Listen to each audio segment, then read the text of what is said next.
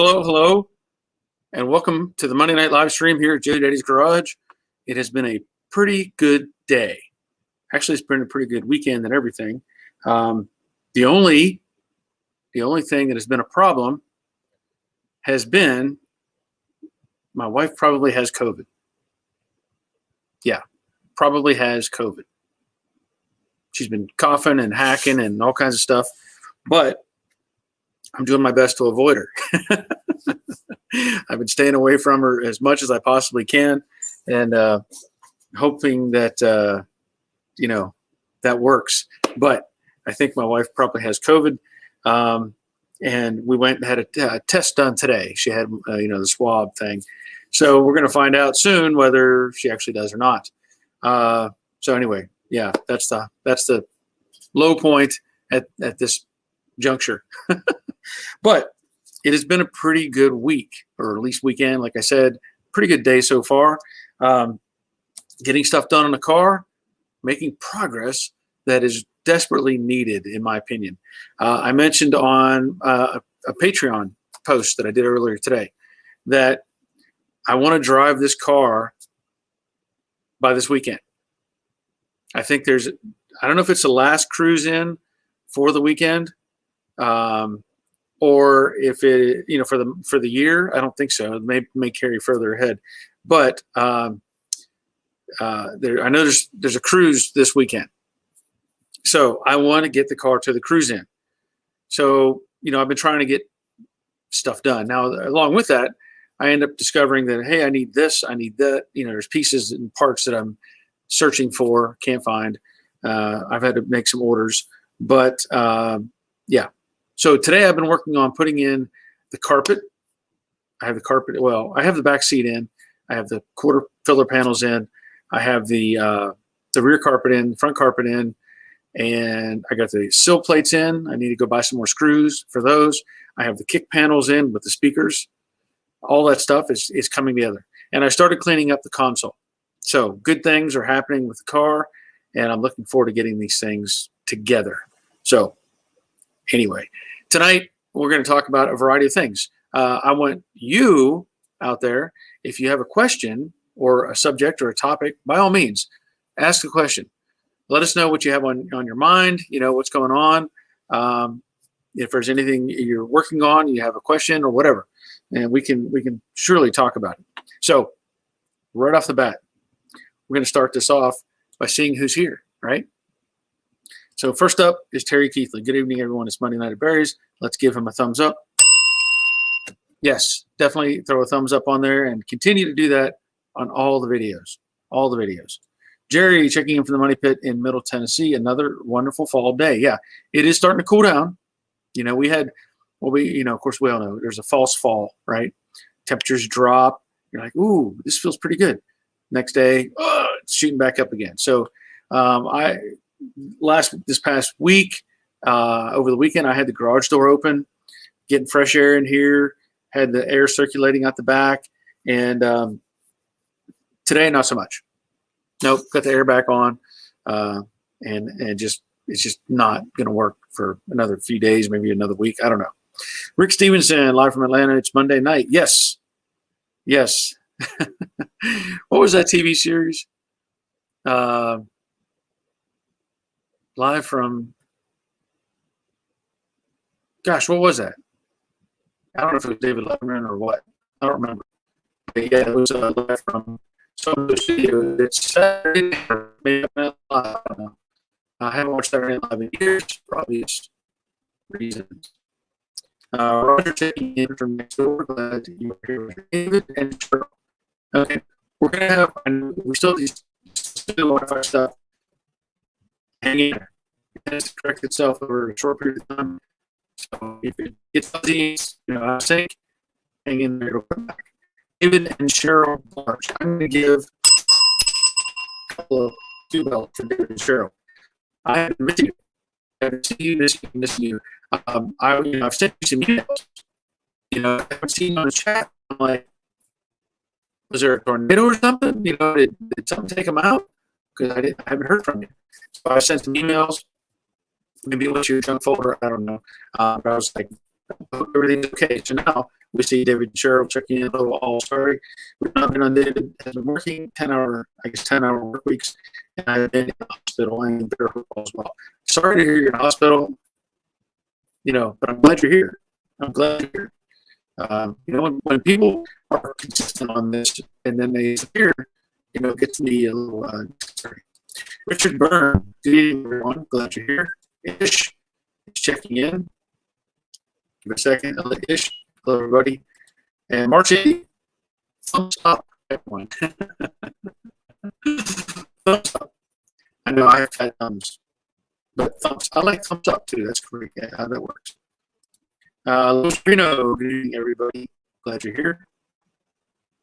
Hindsight Roger.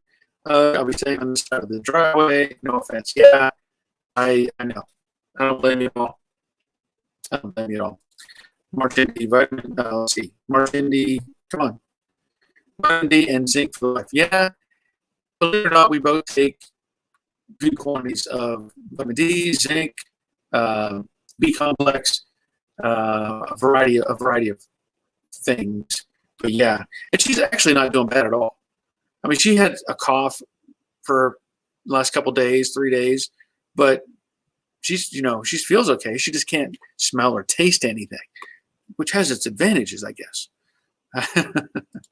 Ron, greetings all, checking in from Northeast Tennessee. Glad you're here. Fly Poo is here. Glad you're here. Doyle Walker, hello all. And Bob, no. Hey, Barry, look like we got our problem straightened out. Good. Yeah, I know that there's another person that's having Chris Greenaway. Greenway. He has not been able to communicate on the chat, and I don't know what happened. I haven't seen him. I know he sent me an email and said he could not get on, and I was like, I haven't changed anything. So I don't know if something's out of sync or wrong. But anyway, Rick Stevenson, do you need more coffee? Not yet. I'm probably a third of I don't know, maybe half a bag left, which is fine. That's good. It's doing good. Harvey, hello, Barry from New Jersey. Yes. Hope everything is well with you, Harvey. J. Cubbies, JK, Saturday Night Live. Yes, that's right. I used to watch Saturday Night Live when it was actually entertaining. That was, gosh, it's been 20 years, I think. I know it's been probably 10 or 15 years since I've even attempted to watch it. But I grew up with the real Saturday Night Live, from the 70s up into the 80s.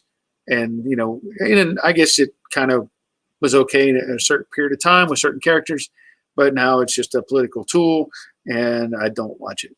I don't care for it. So we all know how that is. Dale, hello all from still hot Northern California. I'm glad you're here. Let's see. John Van Horn, glad to see you, Barry. Car is coming along nicely. Yes, it is coming along nicely. Doyle, have you tried the 1/8-inch weather strip on the upper window molding? Yes, I have. Good question, Doyle. I have, and it appears to have worked fine. It's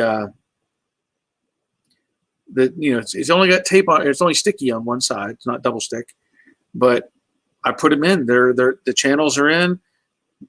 It looks like they're doing a fine job. So whatever and I will be posting a video on that.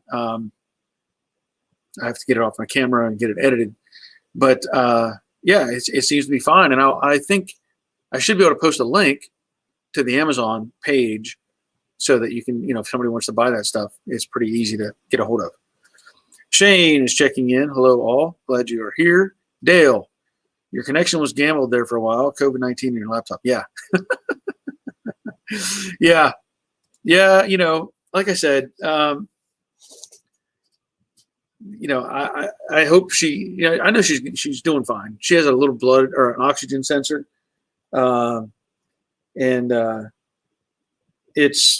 She has good oxygen levels. There's no issue there.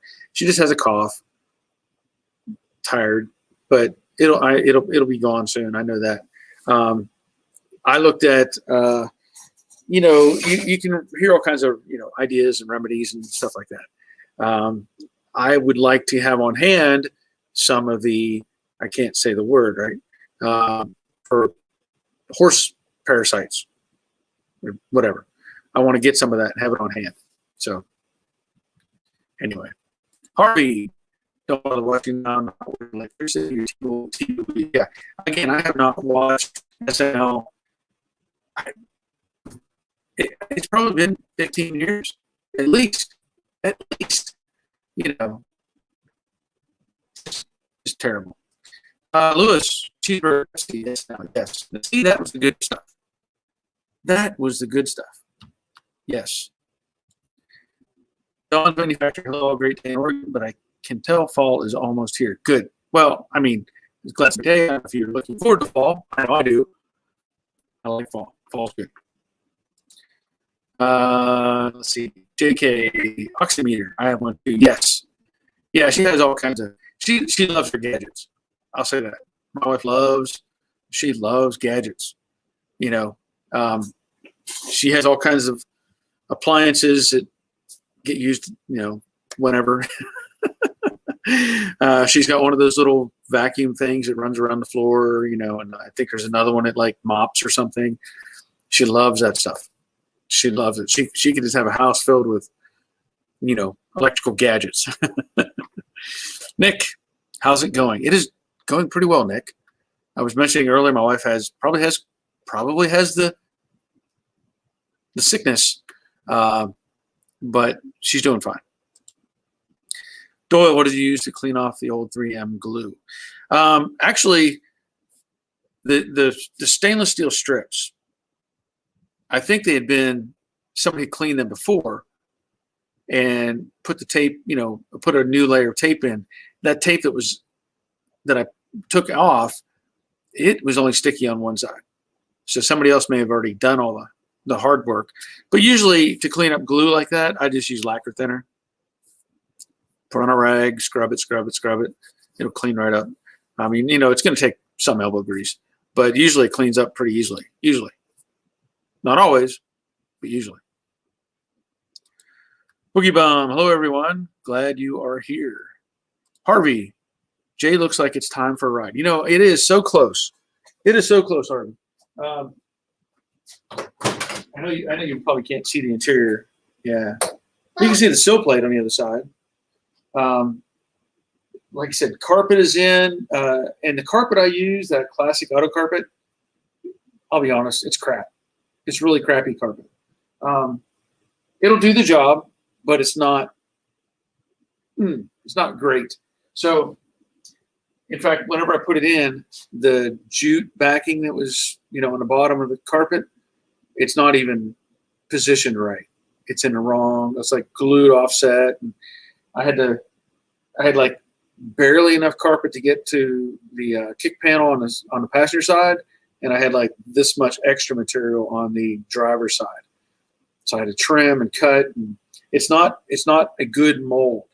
Like a good carpet should just drop right into your floor pan. This thing, I have had to cut it in multiple places, push it down. I had to use carpet tape to hold it in place. But what's that? Doesn't that sound great? Doesn't that sound great? That's fantastic. Fantastic. Robert Bloxham. Hello, all. Glad you're here, Robert. Jerry, on my 66, I use scraper to remove the large part of the 3M adhesive cleaner. Part number 08987. Okay. Yeah. Like I said, the ones that are in this car, it came off really pretty easily. What other brand would you recommend for carpet? Well, here's the thing. Let me back up a step on that, right? That company, I think I've already tossed the box.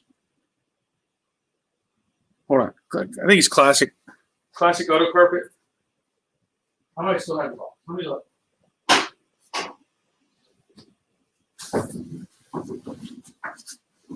I do.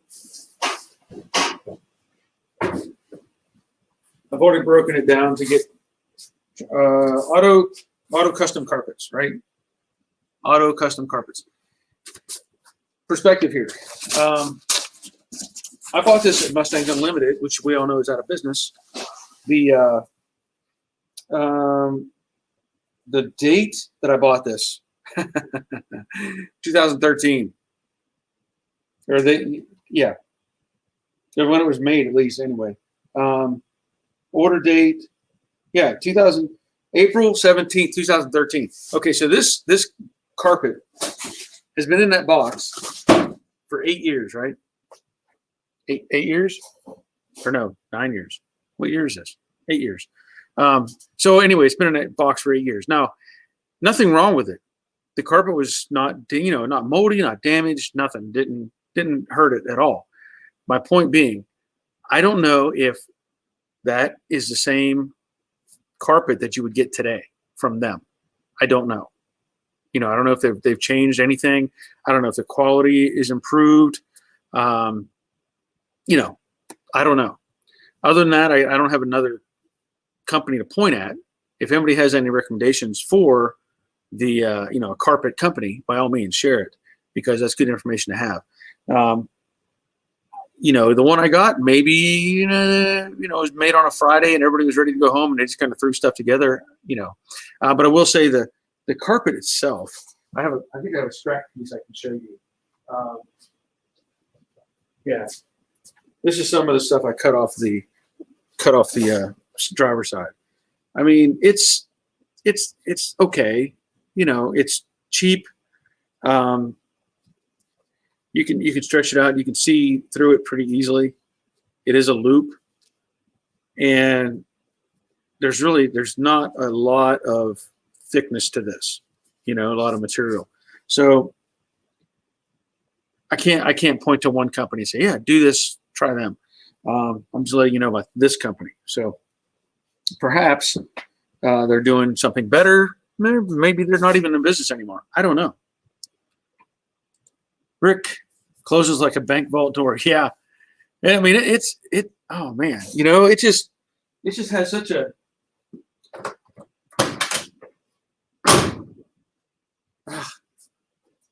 I love it. I love the way it sounds. Nick, you bought it on the 49th Mustang anniversary. Really? April 17th. Only reason I know that is my uncle's birthday too, and kind of why he gravitated towards them. Okay, now I'll have to remember that. That is, my wife's birthday is right around that time. So maybe I can celebrate her birthday by doing a Mustang thing around the same time. Jerry, hi there from Everett. Oh, hi there. Okay, hi there, Jerry from. Hold on. Jerry from Everett, Washington. I have a 68 just like yours. Thanks for the great information you have been giving me about the 68. You're welcome, Jerry. You are welcome. JK. ACC Auto Custom Carpet, dude, they're still crap. I've used it several times in other cars. I have had it and ended up replacing it after a few years. It also fades if a little sun hits it. Yeah, that's kind of my thought. I'm saying when I bought it at the time, that's like Mustangs Unlimited. That's what they're selling, so it's what I bought. Now, does that mean I'm gonna change it out right now? No, I'm not gonna buy another carpet. It's in great, it's new. It works. It's going in it's in the car and staying in the car until something else happens. But thank you for that information. Good to know. Now, I also have I have a video that I need to get put together on the door glass and stuff like that, but also the seals across the roof. And I'm doing a video on putting the interior together. Now, it's probably going to be more of a time lapse, and I'll be upfront. It's really hard to film putting in a carpet and saying, you should cut this here, you should cut this there, move the camera, film, try to do this, try to do that. It's just too much effort. So what I did, you'll like the video though, I think. Once I got the interior, the back seat in and the side panels, then I put the camera on the back seat and I filmed the dash forward. So the sequence of putting everything in kind of flows. And I think that's going to be a nice, thing to watch. You like to see progress and stuff happening. But yeah. Robert, got new door shells. Should I spray the inside with bed liner? Now, couple things, and I see Rick has already responded, so I'm gonna give Rick some attention here. Good call, Rick. Yes. First thing, before you do any kind of extra work to those doors, make sure they fit. Make sure they fit. If you have to do some customizing, you want to do that first. Do all the, make sure they fit the opening, make sure they fit the hinges, do all that work first. Don't do any prep work on any of the inside. With that said, let's go back to the question. Got new door shells. Should I spray the inside with bed liner? Okay. I'm assuming they're brand new doors or brand new door shells. I mean, that's what you're saying, new. I'm not against spraying it with bed liner, but I guess the real question is, to what end are you doing that? If you're thinking you're going to prevent corrosion, that's probably not going to happen. The EDP coating that's inside or outside of those doors, it'll resist moisture, a long time. I'd be a little concerned with trapping stuff in there.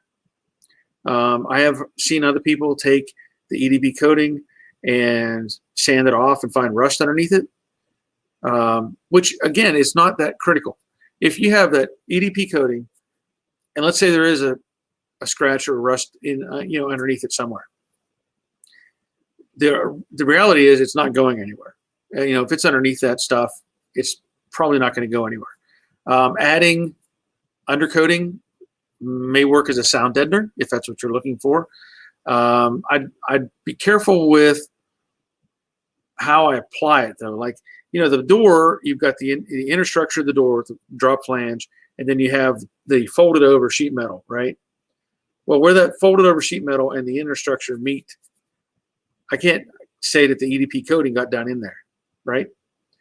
So I would look towards that area where that overlap is, spraying that with an epoxy or some sort, getting it down in that, let it kind of just soak down into that groove of the overlap.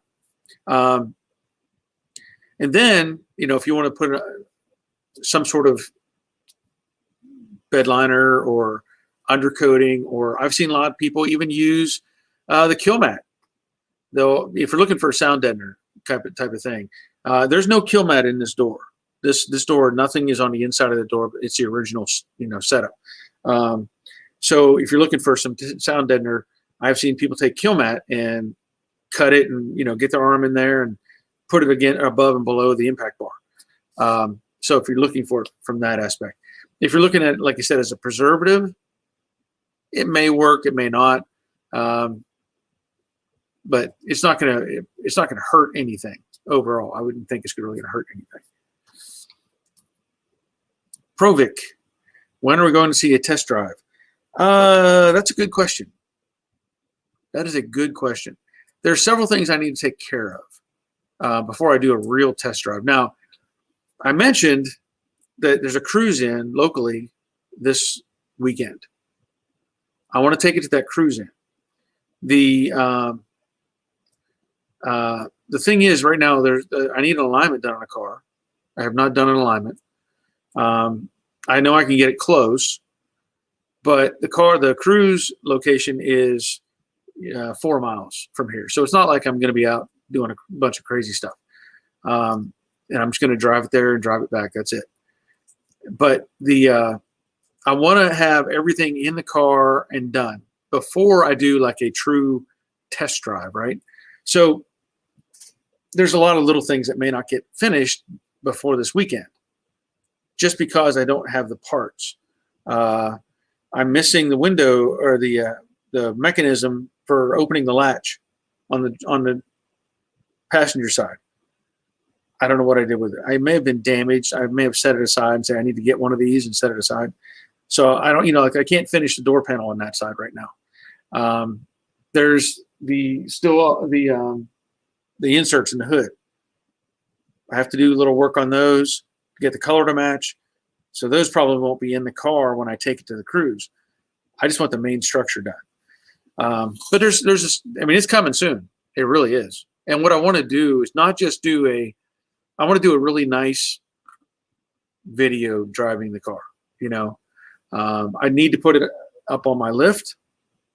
I want to address some things underneath, detailed stuff, make sure it's right. I probably won't get to that before this weekend. And there's another car up there that is in my way. But anyway, so those are the kind of things that I need to process. Shane, a lot more watching than thumbs up. Come on, people. Yes. Hit that thumbs up button. Get people to come in here and see what's going on. Rick Stevenson. Oh, yeah. Talking about the doors. Harvey, cavity wax or 3M rust fighters. Good to use inside the door shell in the pinch welds to prevent corrosion. Good point. Yes. Good answer, Harvey. Now, Robert is saying for sound deadening. I guess it would help, putting anything in there is going to help deaden the sound. But like I said, this car doesn't have anything in it. There's no kill mat in the doors. There is no, other than whatever is left in there from the factory spray that they shot in there. There's nothing in it. So, it may be beneficial. And if bed liner is your easy option, well then, that works. There's some other products out there. Gravel Tech, I think, is one. It's meant to be like an undercoating. You could probably get some of that spray in there if you wanted to. Like I said, or the actual kill mat stick-on pieces. So any little bit's gonna help quiet it down. What else was there? Oh, I talked about it in my Patreon video again. The motorcycle is, I'm done working on it. The owner came by to look at it. He was very happy with it. Very, very happy with it. Now, he couldn't pick it up because he didn't have a trailer with him, but that's okay. I moved it out of this garage and put it into the house garage storage area. And then while I was at it, I think it was, I don't know if it was Saturday or Sunday. You kind of get in one of those moods where you're like tripping over things, or you can't find this or you can't find that. And once I moved that motorcycle out of the way, I realized, I've got a bunch of junk over on that bench over there. And I just started cleaning up. But I'll say this, I actually started in that cabinet. And this is maybe something I should have filmed. I should have just filmed me just cleaning up stuff, because it's kind of relaxing to see somebody organize stuff, and get things straightened out. But I went through that cabinet over there. I organized all my sandpaper, all my sanding discs, all of my chemicals or spray cans or stuff like that. I got all that stuff kind of much more organized now. And then, like I said, I moved over to the bench, and there's just been stuff cluttered on top of it. And I just started going through it, throwing stuff away. I even threw away one of my welding helmets.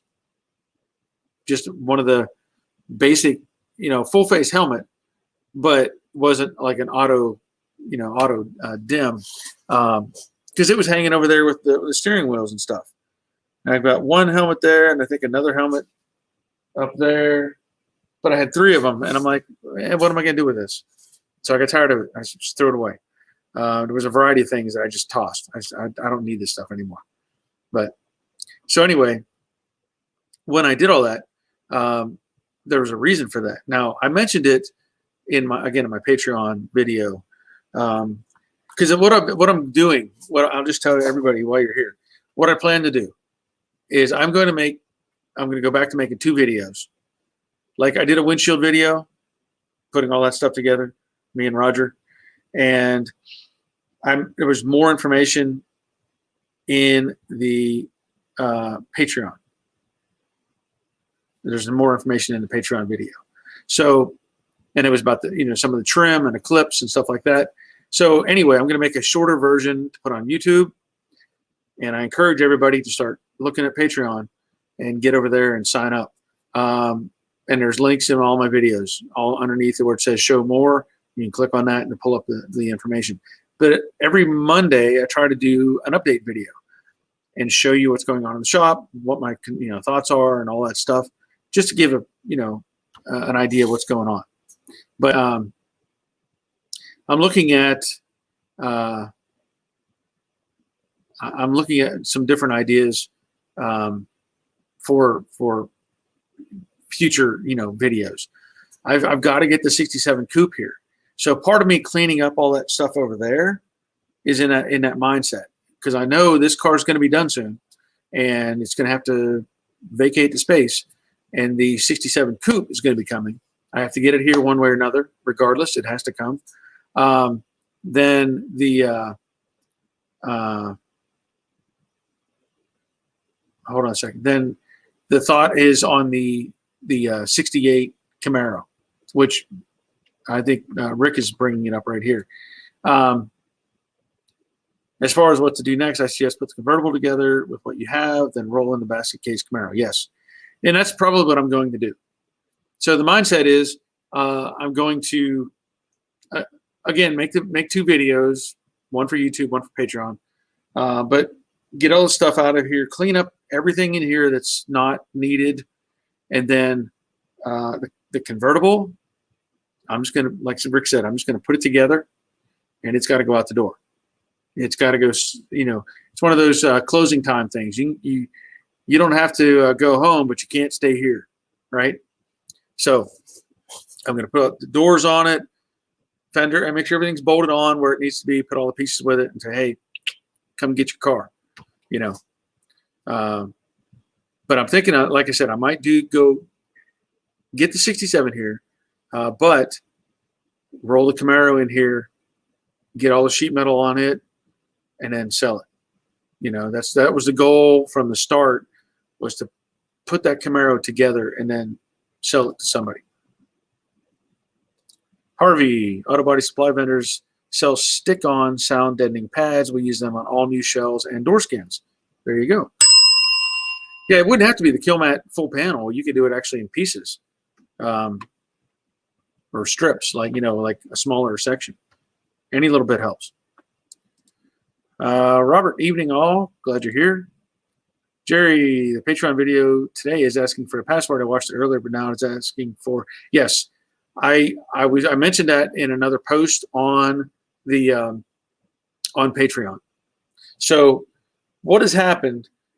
Before, I could click on my link on Patreon and upload the Vimeo video, and then whoever had that from Patreon could watch the video. Okay. Well, I had problems with that. Something is out of sync on the connection. Because I think, Jerry, you commented on Vimeo, which is fine. And I was like, wait a minute. So I went back and I looked, and basically my videos were on public on Vimeo. Now, that's not my goal. I want those videos to be for my patrons. So I changed it to a password, and we can talk about that later. But I changed it to password access. Now, I posted on my on Patreon that is now going to, I listed the password, just so you know. But that's what's going to happen, because I can't have those videos go out on Vimeo for, anybody. I want them specifically for my patrons. So that's how that's going to work. Rick, okay, we talked about Camaro. Robert, short entertainment-based video for YouTube and information for Patreon that fits the viewer style the best, in my opinion. Yes. Yes, that's what's going to happen. I'm going to try to do that. I mean, I still want to give out information. I don't want to sit here and, I put this bolt in, go check out on Patreon. I don't want to do that. There will be obviously some information being passed on. Armando, I added some fat mat Noico all over when I redid the interior of my 6.7. It really helps keep the heat out and muffle the exhaust a little. Yeah. Yep. Yep. That works. Bad Harry. Hi, Barry. Where did the summer go? It's funny you mentioned that, because summer, it feels like it went pretty quick this year. My wife and I, we try to go to the camper when we can. We only got over there 2 or 3 times, or maybe 4 times this year, and it seemed like in no time it was gone. It was gone. But no, what are you going to do? What are you going to do? That's a famous line. One of my friends. I'll tell you a story real quick. One of my friends had made a trip with his family, and somehow during this trip, either their rental car got given away to somebody else, or the company lost their tickets, or something like that, right? And my buddy was getting pretty fired up about it, and he should be. They were messing with him pretty bad. And he was at the desk, and this guy was like looking at him like, "What are you gonna do? What are you gonna do?" He was ready to come over to the desk and start beating on this guy, but the guy was like, "What are you gonna do?" He had a good point. Getting mad or anything like that isn't going to change anything. It's not going to help. And so we use that as a running joke with my group, the group of friends that we hang out with. And somebody gets upset about something, and we look at them and go, "What are you going to do? What are you going to do?" That really tends to defuse the situation pretty quick. Bob Shoemaker, late but made it. Yes, glad you're here, Bob. Robert, fortunately, summer is almost over. Miserable time of year here. Yeah, in Texas, I will bet it is miserable. Shane, would you recommend I shoot high quality white paint for dash and inside door shells, or is a decent rattle can paint sufficient? Oh, there you go. Robert's giving you an answer right there. Awesome. He says, go with an acrylic enamel, as it is a hardener and is more durable and dries faster, not that expensive if you look at off brands. So that's a good answer. I used some single stage on these doors. No. Was it single stage? Yeah. Yeah, it was single stage. That my PPG rep mixed up for me. Nothing super expensive, but it worked out really nice. Yep, there you go. Good answer. Good answer.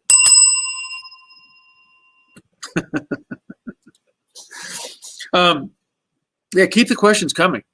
Keep the questions coming. We need more subject matter. Keep everybody on board with what's going on. I did see I had a couple of emails.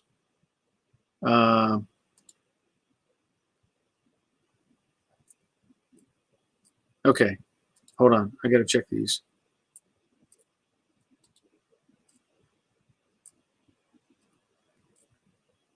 I'll have to check. I have to get back to some of those emails. Derek, hi Barry, everyone. Hope all is well. Jay's coming up great. Lots of progress. Be on the road very soon. Yes, it will be, one way or another. Robert, thanks for the info. Yes, you're welcome, Robert. Oh, Derek, how's convertible going? You're still waiting on parts also. It doesn't matter. Doesn't matter.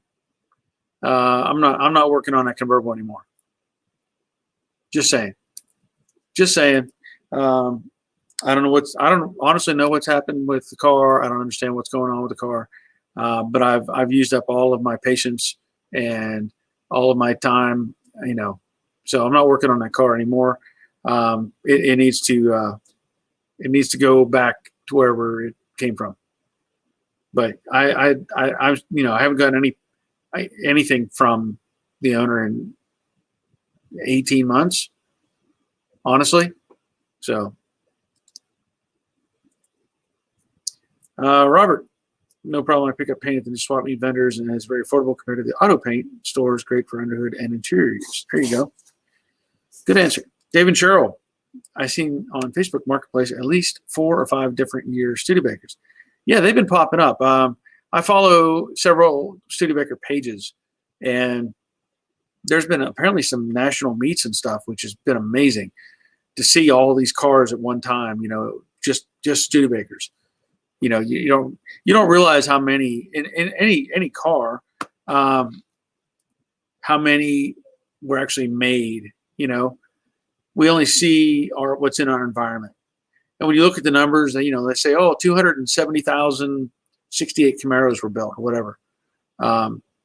Well, picture 270,000. That's a lot of vehicles. Now, whether your production has been, whatever your production been over the course of time. So like, that's just one car, right? So Camaro, I'm just guessing 270,000. And then you start adding in the Chevelle and the Impala and the station wagons and the trucks and all those different models. And you think about how many cars are made during the course of a year, and that was back then. In today's numbers, it's staggering how many cars are produced. But anyway, so you look at those numbers, and when you see a big meet and there's 100 Hawks sitting there, you're like, wow, look at this, that's amazing. Or whatever the car is, whether Studebakers or anything. But of course, Studebakers have been out of business for well over 40 years, going on 50 years. But anyway, I digress. Derek. Oh, okay. We will move on. Maybe a new project. Camaro. Yep. I have the 67 coupe waiting. I have to get it here. And then the Camaro is, I think I need to just go ahead and do it. It's been sitting here a long time. I just need to bite the bullet, get it done, get it for sale, move it to the next person. But yeah, Jerry, parts are hard to get, even the simple ones. Hopefully soon. Yeah, that is true. Doyle, are you looking into a fastback conversion? Yes, I am. Yes, I am. I bought a 67 coupe that has weird rust issues. It's had some work done to it. Floor pans have been replaced, firewall, some decent work, but some other stuff that needs to happen. And I mean, it has rust in just weird places, rust in the roof, rust in the package shelf, just kind of weird stuff. So, everybody wants to see a fastback conversion. I'm going to do it. Now, there's different ways to do the fastback conversion. I'll just say that. There are different ways. Some people are using the full, I don't know if everybody's using the full side of the car. Some are using just the up to the roof structure of the A-pillar, separating that, piecing it in, and it's gone pretty slick. This car is probably going to need, I'm probably going to do the A-pillars and everything, because the ones that were in it were rusted through. The A-pillars are bad. And I don't want to sit there and patch and try to fix. I'd rather just remove the A-pillar with the assembly, put it all back together, and call it done. So yeah, there will be a fastback conversion in the works. I still have to get the parts. I have a contact out of state that supposedly has the parts that I need, and I will pursue that whenever the time permits. Dave Ventura 1 was a 1939 in need of bodywork. Studebakers, yeah. Yeah, that Studebaker actually had a car called the Dictator. Back in the 30s, they had one called the Dictator. That should be the current president's car to drive, right? That's what he should be driving, a Studebaker Dictator. Robert, I may do a video walkthrough of an Eastwood store as I'm headed to Cleveland this week. Okay. Cleveland, Ohio? I'm guessing. I know there's a Cleveland, Tennessee. I don't know of any other Clevelands, but yeah. Derek, yeah, maybe revamp it and get it going off to a new home. Yes. Yeah, and the thing is, what's going to be the difficult part is somebody else has cut off, all the sheet metal. If you go back and look at basket case, all the sheet metal has been cut off. Now the parts they bought, they're okay. I've not test fitted everything, so I can't say how well they're going to fit. But I also know that I have access to AMD parts, So I don't know for sure yet if I'm going to be using the parts that came with the car, or if I'm going to go get some AMD parts that I know will fit the car. That's the thing. Yeah, the AMD stuff is so much better for those Camaros. Robert, I would do the entire side assembly. Piecing it in just doesn't feel right to me. Well, I understand that. Watching some of the videos that people have done on that, it's really just a slip joint. They drill out the spot welds, slip in that piece, re-weld it together. They even weld, the edges. I'm okay with it, honestly, because you're really, if the 8-pillar is solid in the original car, I'd rather leave it alone, because you already know the windshield's going to fit. There's nothing that's out of place. That's why I would rather do it that way. But this car has issues. The Red Pony, good afternoon. Nathan from Sacramento, California. I have a 68 coupe with inline 6, 200 cc. Good for you, Nathan. Good for you. I guess that's the car in your profile picture there. Awesome. Jerry, good one on the president. Yeah, on the president. Yeah. Robert, yep, better half is going to her mom's for a while, and I'm going for a few days. Okay. So Cleveland, Ohio it is. Derek, I'm sure your skills will massage them into place. Yeah, I can make it work. But I also know that there may be, just like the other Camaro that I did, it had panels on it, and I started taking things apart, and I was like, this is crap. Went and bought AMD parts, and it was like, oh, look, they fit. Like I just magically fit. So, Shane, did you hear the new Mr. Potato Head comes with a diaper and ice cream cone? Does it come with hairy legs too?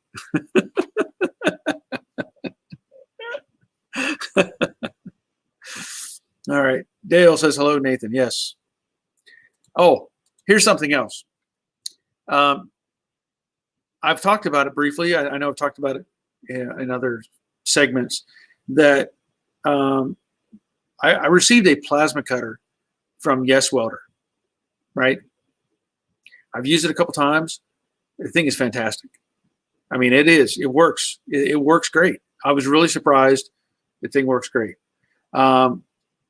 Yes Welder contacted me a couple weeks ago and said, hey, we would like to send you a welder to try out and a welding hood.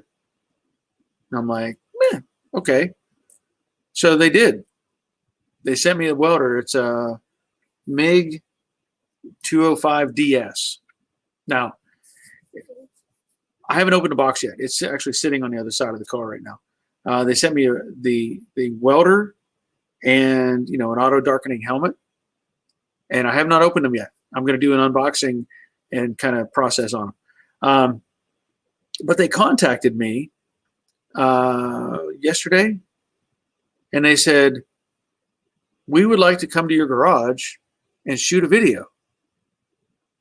And I was like, what? And they sent me a link to another person that they did a video on. They came to their shop, did some exterior shots, whatever, and showed this person using a welder, using a plasma cutter. And I'm like, that might not be a bad idea. That might not be a bad idea. Now, of course, I'd have to have the right car in here to do that. I'm not going to, I would, maybe the Camaro is the right car. I could just drop it in here and say, I got to cut this off, get out the plasma cutter and just start hacking away at stuff, right? Do some prep work ahead of time. Do some welding on it or whatever. And who knows? Who knows? Maybe it'll get some exposure that I need. Or I could roll the 67 when I get the coupe in here, 67, and, start cutting on it and welding stuff together on it. So who knows? That might be a huge stepping stone to getting moved forward. So anyway, I was really surprised that they asked, if they wanted to do that or if I wanted to do that. And so yeah, I'm going to probably tell them yes, but I need my timing to be right because I don't want to have this car could be in here, but it's not, I can't do any, obviously welding or cutting on this car. So it'd have to be something that I can get moving and get stuff, happening on. Okay, so Robert, just bought a new helmet, really like it. Yeah, this helmet they sent me, I don't want to open it up just yet. It's got, the front screen, but it also has like side panels. It looks like in the imagery, there's like little side panels, which if anybody, you weld, sometimes you're sticking your head into a tight space and you can't, start doing an arc and the sensor doesn't pick up the flash, so it doesn't, darken. And I'm thinking these extra panels are actually sensors that'll help darken the helmet. I'm looking forward to trying this thing out. But yeah, thank you. You mentioned that you bought a new helmet and really like it. I'm assuming you bought from Yes Welder. Paul, I've got to replace 10 to 12 inches of frame rail for my 6x Mustang, but it's just the underside and the outside where the fender support rod bolts in. Should I pull the motor for this job? Let's see. 10 to 12 inch frame rail for my 6x, but it's just the underside and the outside where the fender support rod bolts in. Okay. So if I'm picturing what you're saying, you're talking about the front. You're not talking about and it's underneath, I guess, like where the battery box goes. Is that what we're focused on? I want to make sure I'm looking at the right thing, because you say the fender support rod. I think there's a support rod that I can't remember. So just clarify that. If it's like underneath where the battery box goes, just let me know. Oh. Okay, so Paul, yeah, I should also mention it is in between the control arm and the radiator core support. All right, let me get back to you just a second. Dave and Cheryl going to have a few things to do. Hope everyone going to go have a few things to do everywhere. Hope everyone stays healthy. I'm glad to see you're here. I really am. Okay. I should also mention it's in between the control arm and radiator core support. Okay. I'll tell you this. In that area, I'm going to say you don't have to pull the engine. I've done that job. I have done that job. I cut out on both sides. I did both frame rail repairs with the engine still in the car. I did a ton of work on that car with the engine still in the car. In fact, I did all the sheet metal, everything on that car with everything, and it's sitting on jack stands. Now, I supported everything, braced it with jack stands. But I'm going to say you don't have to. Now, I do have videos on doing that repair. So if you go back to the 65 Mustang light blue playlist, light blue Mustang, I show how to do that. And, the engine wasn't in that car, but it doesn't matter. But I'm going to say you don't have to do it, but make sure you've got everything supported, on stand, so it's not going to flex anyway, but just be cautious to keep everything supported. Marshall, howdy folks. Let's late to the party tonight. Been gluing into Headliner. Happy how it's turned out. Thanks for the recent series on that, Barry. As always, very helpful. Yes, I'm glad you got some information out of that, Marshall. Paul, it's only two sides. Two sides of the frame rail. Well, the patch kit they sell is 2 pieces. So I don't know if you've already ordered the patch kit, or not. But it's it's got the box that is the main structure, and then the outer plate which welds to the box. So, but again, I've done videos on that. So have a look at those and see if that gets you the information. And I also offset the cut line. If you watch my video, where I cut the box section out, I cut it in one location, and then the piece that overlaps it, I cut further back just to create an offset. I don't like to have stuff on, like, if you took 2 pieces of tubing and cut it square and welded it together, yeah, it's strong, but it's not as strong as if you cut them on an angle and welded them together. You get a longer weld and better, more strength. But that's why I offset the cuts so that it makes it stronger. Derek, sounds like a plan. The plasma cutters are awesome. Many people are using them a lot for projects. cuts like butter. Go for it. Yes. Yes. Greg's Workshop checking in. Glad you're here, Greg. Derek, maybe also go and help Andrew Greaseworky with his new projects.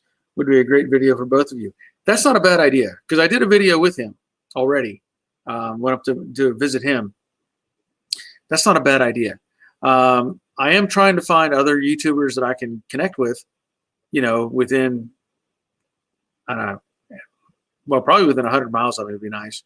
But I am trying to find other people that I can connect with.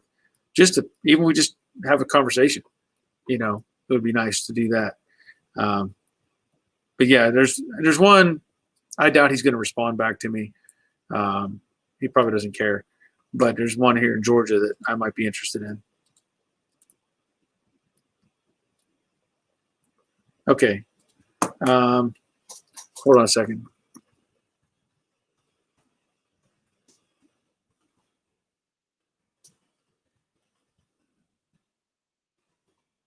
Okay. So I just had to answer an email quick. Yeah, Derek, Mike Finnegan is in Georgia, pretty sure. Yeah, that's who I actually contacted. I sent an email to him or to his handlers and said, hey, you know, I have a channel too. I'd like to do some collaboration with you, blah, blah, blah. He's probably not really interested. But, you know, if he is, I'll drive to meet him and see what's going on. Paul, I've seen a video.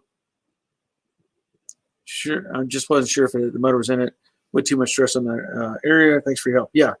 Yeah, I mean, it's because picture it, the weight of the engine is on the, you know, the frame rails, but it's nothing in front. There's nothing in front of the shock towers. I mean, really, there's nothing being supported out there. It doesn't change anything. As long as you're not trying to jack up that area, you know, from the front, which you shouldn't do anyway, but there's nothing there. I mean, you could just, there's no weight. And like I said, I have pictures on Facebook that of that car. And I mean, I put floor pans, quarter panels, wheelhouses, trunk pan.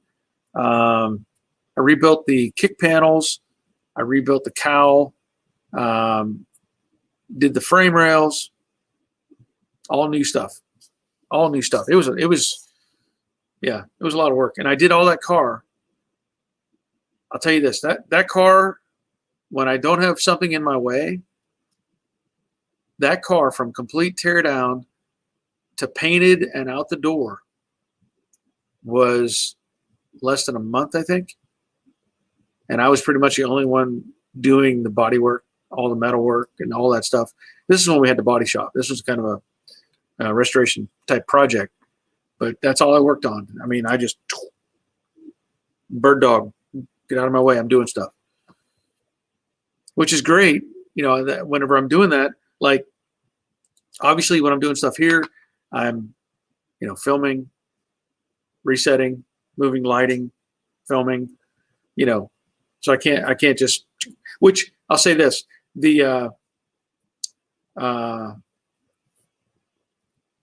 today I was, you know, doing this stuff on the car and I started looking at the console. And I probably should have shot some footage of that. I took the console apart, started cleaning it up, and I was just in a groove and I was like, oh, this is cool, you know. And I was like, oh man, I should have probably filmed this. Robert, we should go and crash Andrew's shop. Yeah. Not a bad idea. Yeah, Roberts. The engine is supported right at the lower control arm, lower mount, etc. Forward of the shock towers isn't an issue when it comes to movement. Yeah, there's nothing out there. Nothing. It's just there to support the radiator. That's really all it's there for. You know, and the fenders and stuff. That's all it's there for. Bad Harry, from my experience, if part of the frame is rusted, the rest is not far behind. These cars are over 50 years old. Yes, and you know the thing is, like I've done several of these like that. Typically under the battery box is where they rot out the worst. We all know that. And, you know, you can look like even this car, when I started working on it, and I pulled out the torque boxes, started rebuilding stuff.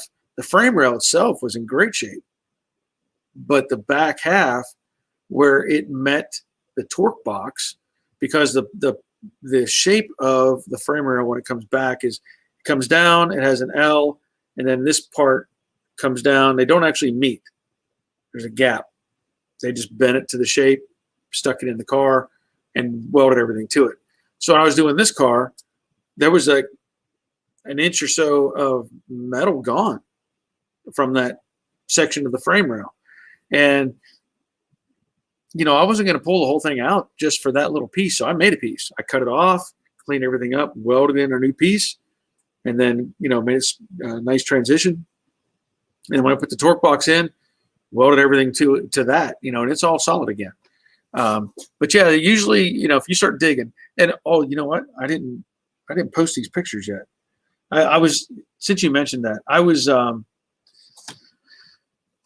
at a pizza place when you know, I do Uber Eats. So I went to pick up a pizza. And while I was there, I see a 65 Mustang sitting there. It's blue, medium silver blue, whatever, light blue. And hold on a second.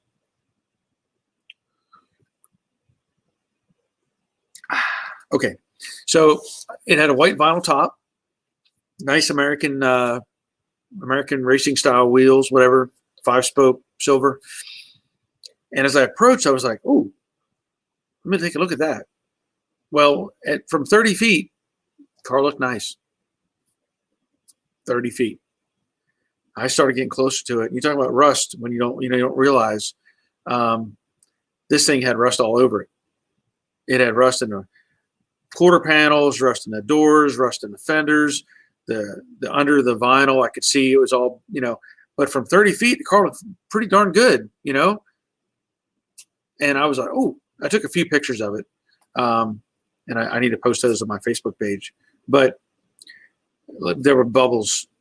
I felt really bad looking at it because I just knew that car was going to need everything cut off and put back on. Robert, the frame rail video popped up for me the other day. I forgot how much it was rotten. Yeah, it was. Ed, just an update. Taking a break from installing the vintage air and the Ranchero to watch tonight. The AC install is slow going. Has no kit available using the Builder Series / Universal Kit. Okay, good. Well, as long as you're making progress, you know, even if it's slow, it's progress. Shane, clean area is good, and don't be afraid to whack it with a hammer to test frame strength.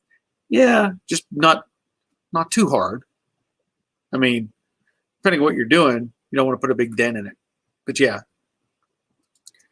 Greg Berry, Jared's looking very good. Yes, thank you, Greg. Yeah, and if you haven't checked out Greg's channel, check out Greg Workshop. Go check out his stuff. He likes to fabricate stuff. Rick, sounds like you saw a Mustang. Could be a future paying customer. You should have left your card. Well, I have enough to do. my playlist is full. I don't have any more room to dance. You know, what is it? The dance card. My dance card is full right now. You know, and I can't. There's only like 1 or 2 cars that I'm interested in getting here. You know, to work on. You know who you are. But other than that, I have plenty to work on. Ish, my ex-wife looks good as well from 30 feet. I'll take your word for it. I'll take your word for it. But yeah, anyway, you know, like he had a lot of stuff that needed done on that car. So it was a great, you know, just driver. Just drive it. Just drive it. Don't start digging. Don't start digging. Cosmic Madman rebuilding a Ford F-150 Club Cab right now. Straight 6,300. Oh wow. Okay. What year? What year is that? Paul, dang, I was about to suggest you should work on mine. I'm in Fayetteville. Oh, really? So you got to be pretty close. You got to be pretty close. Maybe I'll have to stop by and take a look at it one of these days when I'm out and about. Robert, so many of these cars like that, when you start adding up what it needs, you might as well just buy a floor pan to build a new car. Yeah, exactly. Exactly. I know what you're saying. I agree. Oh, 86. Okay. 86 Ford Club Cab. You know, I think so if I'm not mistaken, the Club Cab is that just the extended cab, right? I believe that's what they called it, right? Extended cab, because it wasn't a crew cab. So I think a Club Cab. You just gave me a flashback whenever I saw that. I think that's what they called like I said, the extended cab with, shorter back window. My father-in-law had a 79, I think it was, F-250. I'm pretty sure it was a Club Cab, because I remember we went to the lake in it one time when he had a boat. We towed the boat with it, and I mean, it was just a cool old truck. I think it was a 4-speed. I can't remember. I know it was green. Really cool truck, really solid. Bad Harry, watch today. Wally painting on his convertible looks like it's going to turn out nice. Yeah, he is doing a fantastic job. And I've said it before. 68 Mustang Restoration, Wally. If you haven't checked out his channel, go check out his channel. He puts out some great videos, great information. He and I are very, I can relate to everything he's saying very well. And he's built a paint booth, did a great job with that. He's already sprayed the fenders. I know in the last video I saw, he had sprayed the backside of the deck lid and the hood and the valance panel. It looks great. It looks fantastic. So if you haven't, 68 Mustang Restoration. I'm surprised he's not here, but he's probably spraying right now or doing something with that.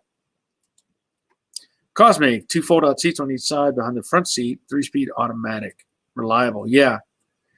I don't remember. Okay, yeah, Club Cab. I think my father-in-law may have had the short full bench. I know it wasn't a crew cab, but I think it had the short full bench seat in the back. I don't remember. It didn't have the fold-out seats on the sides or whatever. It had a full bench, which was really cool. And that car looks sweet behind you. Yes, this is the 68 Mustang known as Jade. If you haven't seen it, there's almost 100 videos on this car. Really, I didn't think about that till last week or so when I was doing Jade Part 97. What? Jade Part 98. I really have that many videos on this car? Well, of course I do, and I should, because there's been a lot of work done to this car. And hopefully somebody will appreciate that in the future. Again, it's probably I'm probably going to have to sell this car. I've already said that. I don't have enough space to keep everything, and as much as I like the car, I really, really do, it just may not be in the cards to keep it. So it'll end up. I don't know if I'll be advertising it or not. I'm kind of hoping somebody sees it at a car show or something and goes, "I want your car. Here's some money," type of thing. Hoping. We'll see. Cosmic. I'll check them out for sure. Yeah. I mean, this car, I started on it 2013. Now, keep it in perspective. 2013, I started working on this car. I just left the body shop that had turned into a nightmare. Just left the body shop and got into working on this thing. But this car got pushed to the side over the years. I did the light blue Mustang. I did the Mystique Mustang. I did the BP car, the convertible, In between all that, I rebuilt a Dodge truck. Did some, painted it, did all the body work on it.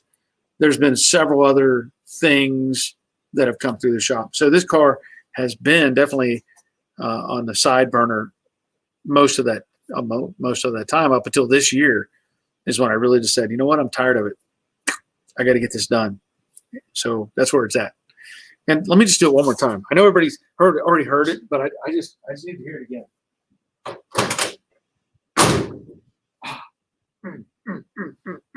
It sounds so good. That sounds so good. So I placed another order with NPD today.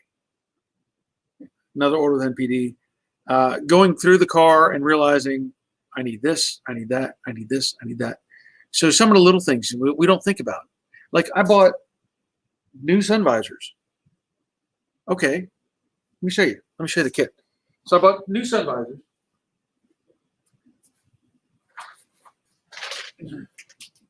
And I know I'm not missing anything. So I have two, new Scott Drake chromey pieces, right? Okay, great. I have new, nice TMI visors. What don't I have? What's missing? What's missing? I have the visors and I have the kit, right? What am I missing? And they don't tell you this. They don't offer it to you. It should be in this package. What's missing?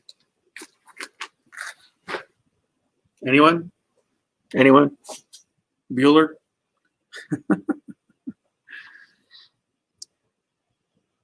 Let's see. Cosmic, when the chrome was thick and the women were straight. Okay. Paul, what's the next car show you're going to? Partners Pizza in Fayetteville has one on first and third Saturday every month, and Sonoy has theirs coming up. But all reserved parking spots are sold out. Oh, I forgot about Sonoya. I forgot about Sonoya. I went there a few years back in the dune buggy. Me and Roger went. Took the dune buggy down there. We didn't have a spot. We just kind of parked down by towards the end of the run there, and we didn't have any, like a sticker, none of that stuff. We just parked it down there and let it sit. But yeah, partners is what I'm talking about. Yeah. My goal is to have this car at Partners this Saturday. Yep. Because if I'm not mistaken, right? Isn't it should be the third Saturday, right? Don't tell me I'm messing up here. Because yeah, this weekend. So Paul, if you're out and about at Partners, I plan to have this car there. One way or another, I will have this car there. Unless it's raining. Please don't rain. That would really be bad. What's the weather supposed to do? Oh, 60% chance of rain. Oh, that's with Dowley. I sure hope not. Wait a minute. Oh, they're calling for rain Saturday. That's not cool. That's not cool. Now I don't know what I'm going to do. Okay. Robert, screws is an answer. That is true. Screws is an answer. It's not the answer I'm looking for. But you're correct. There are no screws. And I understand that. But yeah, screws. And Roger also said screws. Ed, you need the rubber ends. Bing. That's the answer I'm looking for. Why not cross over your packaging and say, hey, odds are, if you're replacing this stuff, odds are you're going to want those rubber ends. Just my thought. Just thinking. The odds are in your favor that you're going to want to replace those rubber ends. Because why would you not? So I was all set to get those in the car, and I was like, oh, screws are not a big deal, but the little rubber ends, you got to have them. Yeah, we had several talk about screws. Dale gets it right. Rubber tips. Yeah. Anybody who said rubber tips, that bell's for you. No. Okay. So, Cosmic, are you in Pennsylvania? No. Nope. I'm in Georgia. I know it sounds like I'm in Georgia, right? Should I throw an accent out there for you? I'm in Georgia. That's what I'm doing down here, working on these cars, trying to get stuff put together, getting taken down to the racetrack, down to the Quick Trip, get some gas. No, I'm originally from Pennsylvania, but I'm not in Pennsylvania. I'm in Georgia. Jerry, rubber ends where it fits in the mouth. Yes.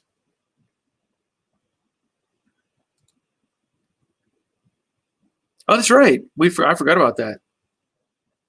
Did get offers on the dune buggy there was somebody who wanted to buy the dune buggy.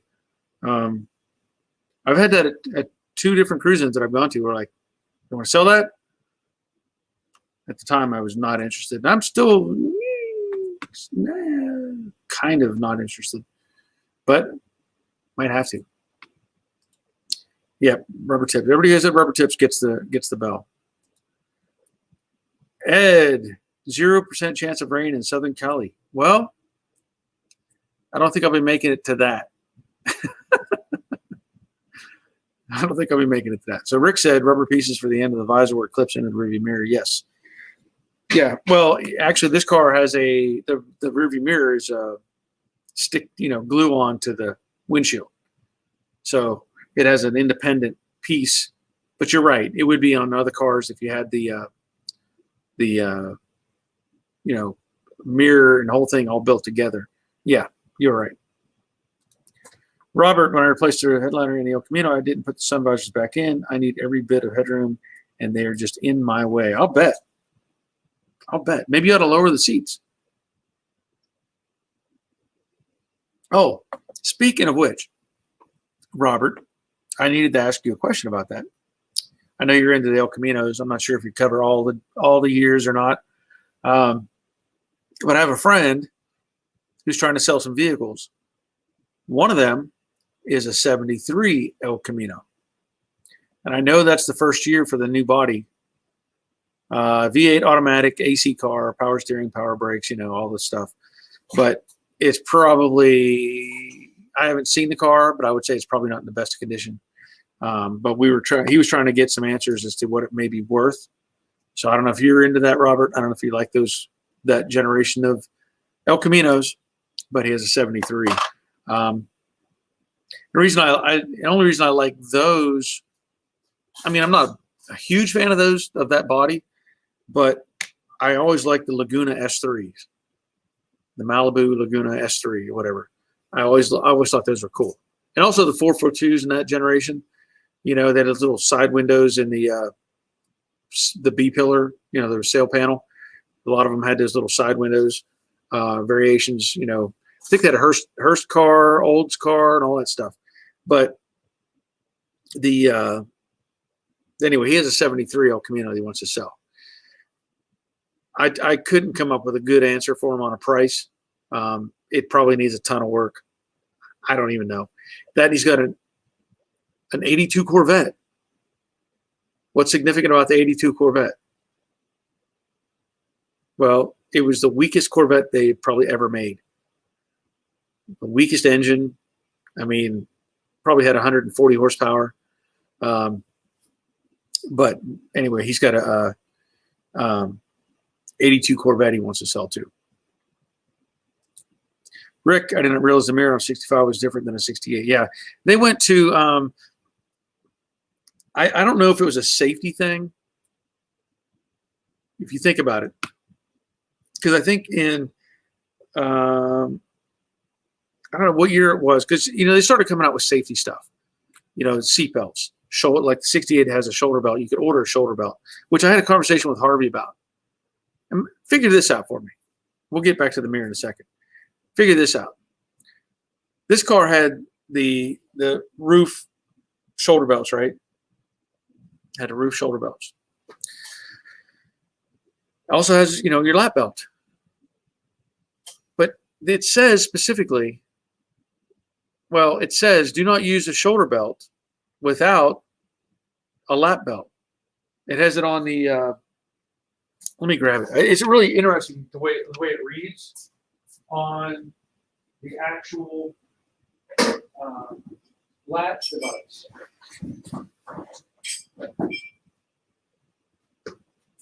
Okay, so here's one of the original seatbelts out of this car. And it says right on the back of the latch thing, right? The receiving end. It says, important, because everybody read these, right? That'd be the first thing you do. You'd pull up your seatbelt and start reading the instructions on the back of it. Important, wear lap belt at all times. Good, yep. Adjust snugly. Extend belt completely from any wind-up device. So this was before you had the inertia mechanisms built in, I guess.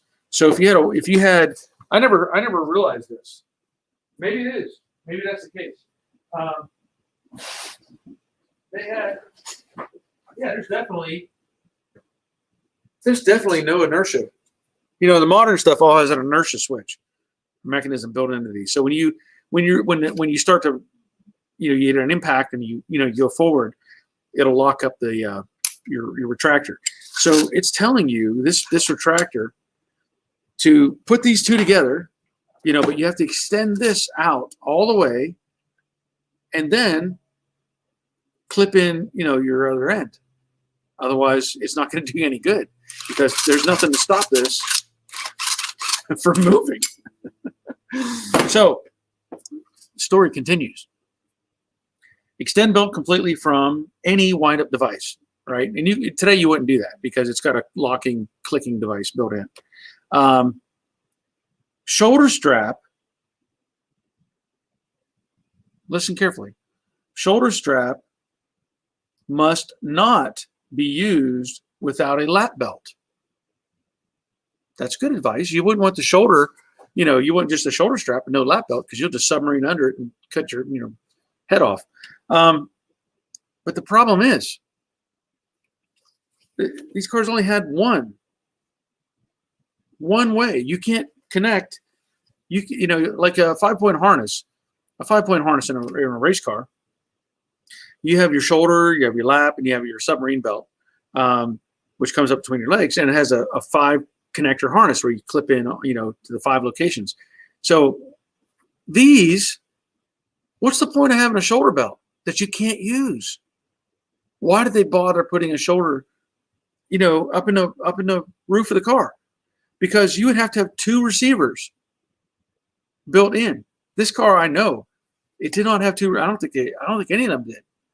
What is the point of having the shoulder belt it's useless? Anyway, anybody got a good answer for that? Let me know. Why would you can't put 2 in here? It's not going to happen.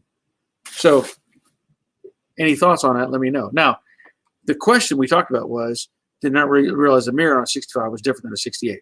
Okay. Again, I'm going back to the safety idea. And I can relate this to a couple different things.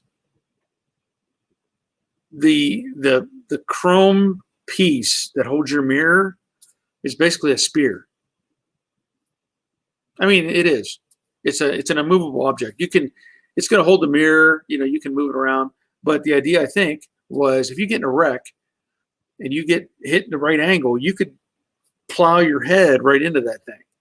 So I think they did away with that and put it on a breakaway, on the glass so that you would not get injured. And this is relatable to a couple different things. Like I had a friend who had a 65 Comet Caliente, right? Little 2-door, sweet little car. As this when I was in the military. And you had the vent windows. You don't think about the vent windows at all, right? We just open up the vent window and it's like, cool, we got some air coming in. He got in a wreck and he got jolted. He didn't have a seatbelt on. He went sideways. He went from the driver's side to the passenger side of the car, and that vent window was open. What did he hit? He caught that vent window square in his head. Split him open, blood everywhere. Glass isn't going to break, not on an edge. You're not going to break that with your face. But you think about it, like you wouldn't even consider a vent window in a modern vehicle for multiple reasons. But really, it became a safety concern. I think that's why they did away with them. Now, of course, trucks had them for a long period of time. But, just stuff like that. And they started thinking that's why they did away with the spear steering column. We had a steering column that went straight from the steering box to the steering wheel. Just a solid shaft. The spear. You could hit wrong, and that thing it could go right through your chest. I mean, honestly, that's why they built the collapsible steering columns, stuff like that. That's why we have a headrest. The cars came with headrests because getting hit in the back, you'd snap your neck. There's all kinds of things that came into play. But anyway, I think that's why they did the mirrors that way. Good question though. Good conversation piece. Robert, 73 to 77 are a tough sell. They're least desirable years. Someone tried to give me a 76 and I declined. However, they were the most comfortable as they were the biggest inside. See, maybe you should have taken that one. You could have fitted it. Just saying. Rick, 82 was the last year of the C3 Corvette. Yes. Yeah, actually, they made like a couple of 83s, but I don't remember if they were the new generation or they're actually the C3 body.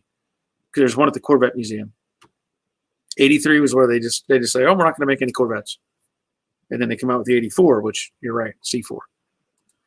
Shane, I knew the El Camino had a long run, but when did Ford give up on the Ranchero?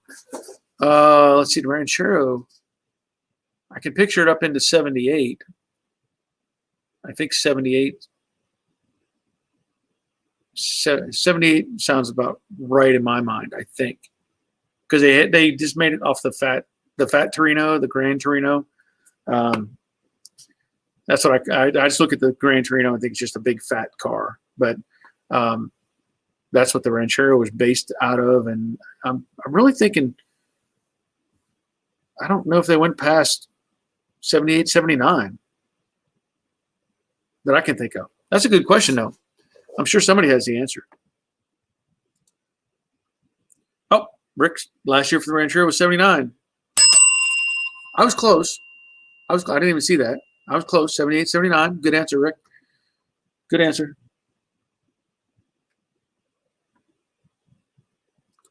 Harvey, the rubber knobs that clip in the center section. Yes.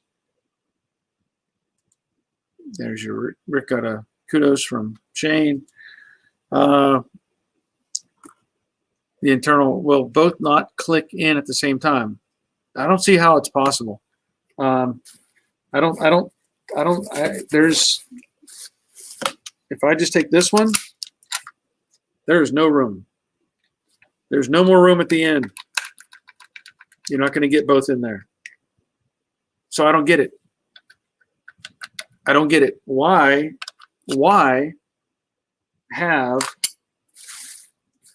a safety belt, a shoulder belt that you can't use?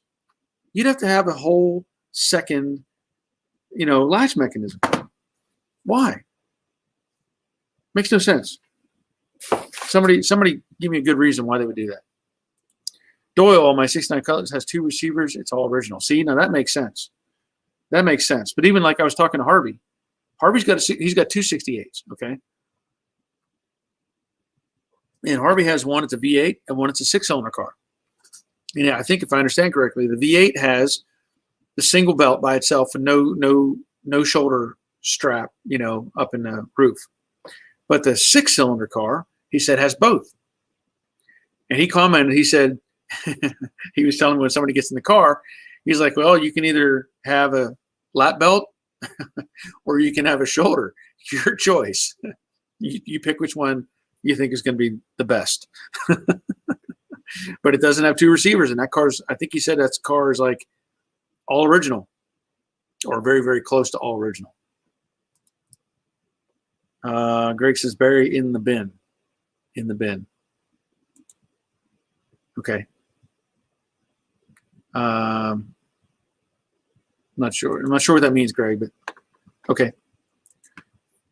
Paul, the good old Spiromatic. Yes. Yeah, Spiromatic. Terry Barry, 1979. Yes. Dale says 79. He had one too. Yes. Good answers, all. Thank you for that. Thank you. Thank you. And that's a good question. I wonder why. Well, the El Camino died out in what, 88? I think the last El Camino was 88. Ranchero was 10 years prior to that. And you look at some of the stuff today, some of the vehicles are coming out with, like you had what do they call it? You've got the crew cab trucks that are, have a bed on, like the Honda Ridgeline. You look at the Honda Ridgeline, that is just, basically like an El Camino type of thing. Now, I think Honda, if you look that up, the Ridgeline, here's what I think Honda is doing with that. If you look at the manufacturers of cars and trucks in the U.S., right, you got all kinds of Honda and Hyundai and Chevy, Dodge, whatever. You look at truck manufacturing, and of course you're going to have, they'll say Ford is number one, even though they actually sell more Chevy and GMCs combined than Ford, always have been. But they, Ford under one name is selling the most trucks. Okay, so you got Ford, Chevy, Dodge, which I'll tell you this, the new Dodge Rams, I would take one of those trucks. So if somebody wants to give me one of those trucks, I would take a new Dodge Ram. And then you look at the other, Toyota, right? Nissan. Those are probably your other main truck competitors. I don't know what other brand comes to mind. Toyota, Nissan, Mazda, which is just, a Ford. But anyway, I think they have kept Honda out of the market intentionally. I think they have kept Honda out of the market. Honda never has sold a truck here in the States that had an independent bed. If you ever look at like the Ridgeline, I think what Honda is doing is they said, we'll create a pseudo truck, right? And just get it out there and get people interested in it and see what happens. So they created the Ridgeline. Now, if you look at the latest generation of Ridgeline, it is, the first one had a long slope in the back, which was actually a pretty cool vehicle, by the way, but it had a slope roof. The current Ridgeline is straight up, and the bed is square, but they still have a line there. It's like it's all one piece, but it has a line there that gives you the impression that it's got a separate bed. And I think Honda is slowly working their way into like, well, we've already got trucks there. Let's just go ahead and make a real truck, right?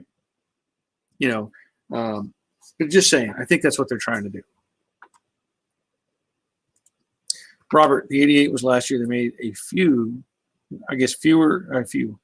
made 100 or a few hundred. Oh, a few hundred. I get it now. A few hundred. You're mixing words with me, but I got it. A few hundred that year. I guess I didn't know that.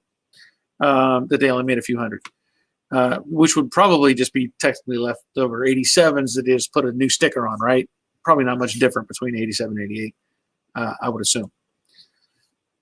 Shane, the S10 did in the El Camino. Oh, the S10 did end. Yeah, got it. Did end the El Camino. Good point. Good point. And of course, they did away with the S10s because they didn't want people having mini trucks anymore. So that's why all the little stuff is, they took them away from us. Rick, I remember Toyota in the 80s that had the seatbelt attached to the door that would electrically move around the track and lock you in when you close the door. Yes. Yeah, there was a few different companies that tried that, and they realized that it was an engineering nightmare. Something gets off track, forget it. It's not gonna work anymore. Dale, gas mileage was terrible in the 79 Ranchero, big car, long front end like LTD. Yeah. Oh yeah, they never got terrible gas mileage. Greg is saying Barry, seatbelt in the bin. In the bin. Okay. I'm not sure what that means, what you're really trying to get at, Greg, but thank you for the comment. Andy, both going at the same time, put the lap in first, then in slide the second on top. Let me tell you, ain't happening.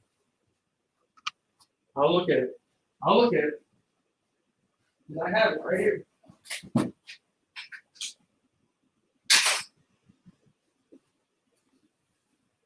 I have it right here. So this is the roof piece. Okay, it's got the Velcro on it, right? Because it had a little piece of Velcro, and it's probably, you can see right there's the fold. There's the fold line. So that would have held it up, you know, in place. So let me take the receiver. These are the ones right out of this car. And you're saying put in the lap in first. This is the lap. Okay.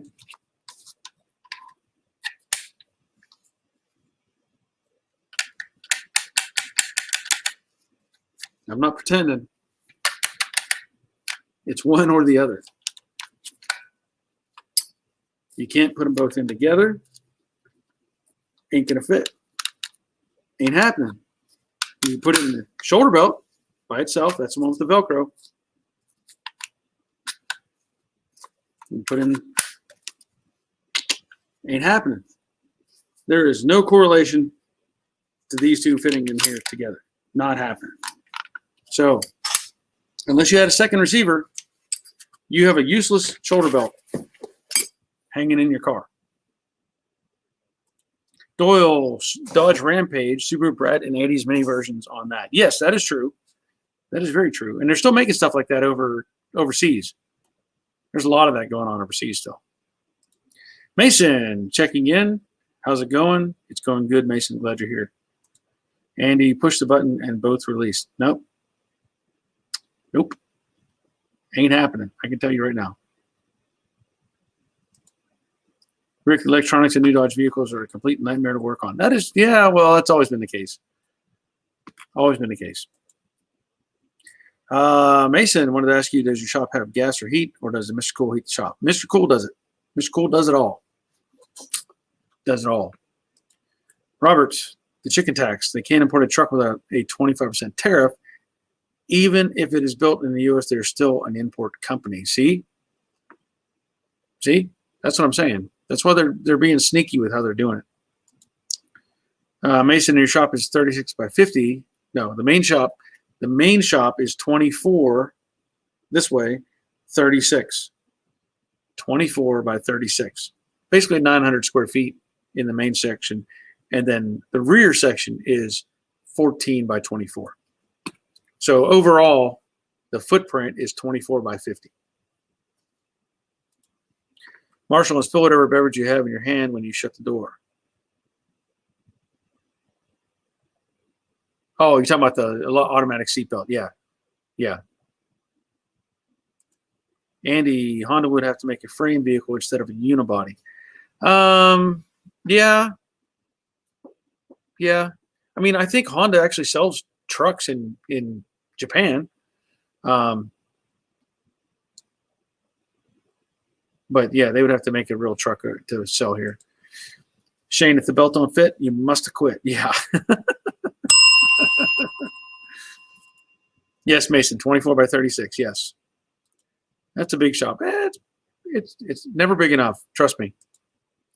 Seb, I remember those belts. There was a piece that slid in the hole to connect both together. Well, if it is, it's long gone. There's nothing. I don't know. I still don't see how you would make these two join. You know, because you'd have the one coming in, you know, from the side. Now I could see if there was. Nah, there's nothing. There's no. I don't know. I give up.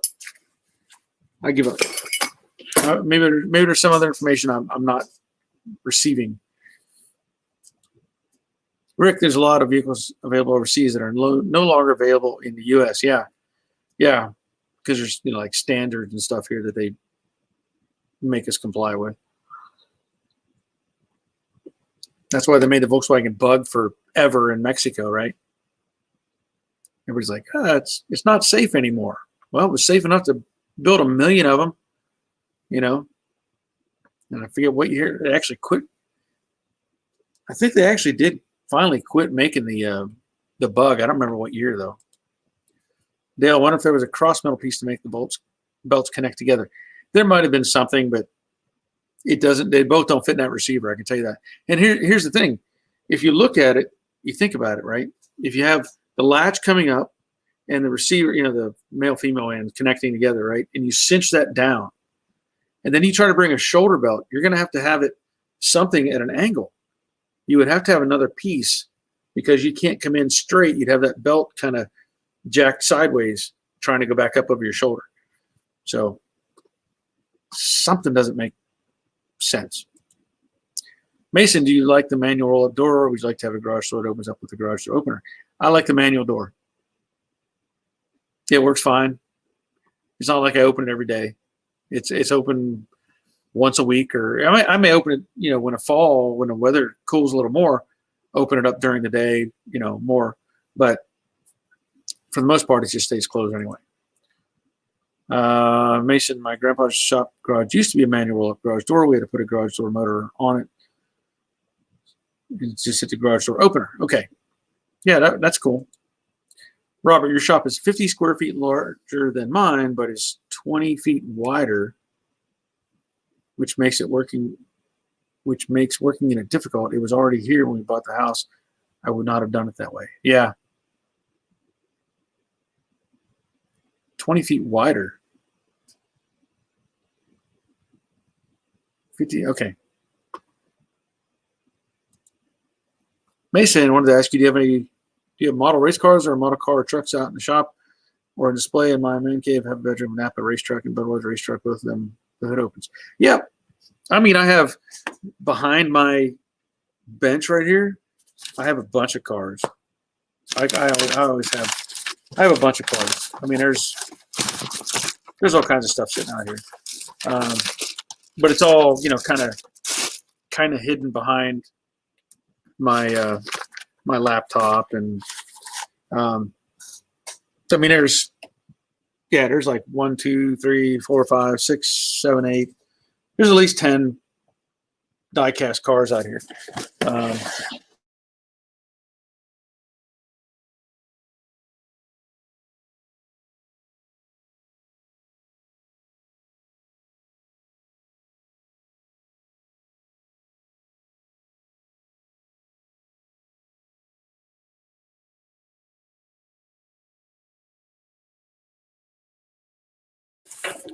Okay.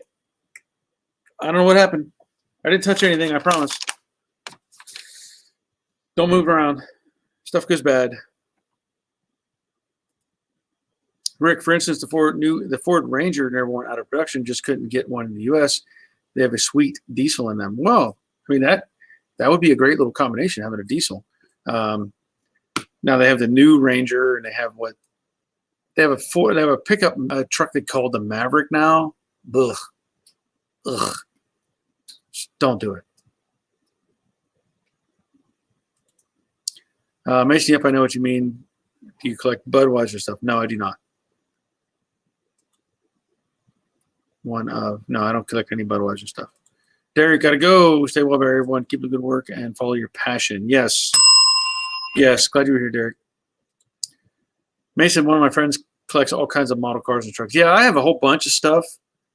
I used to collect a lot of NASCAR stuff back in the 90s, and I realized it was really pointless. So I have some autograph stuff, Jeff Gordon and whatever. But it's all sitting in boxes. I'll probably never ever have it out and do anything with it. Jerry, signing off, and we'll see you on Thursday. Yeah, I sent you an email response, Jerry. I don't know if you got it or not. But on Thursday, yes. Rick, I think that the last year of production for the air-cooled bug was 2003 in Mexico. I actually thought it went a little later than that, but, you know, but still, it just kept building them, you know. Mason, my grandpa's dad had a 94 Ranger V6. It's got glass packs on it. Cool. Let me see what else. I had a couple.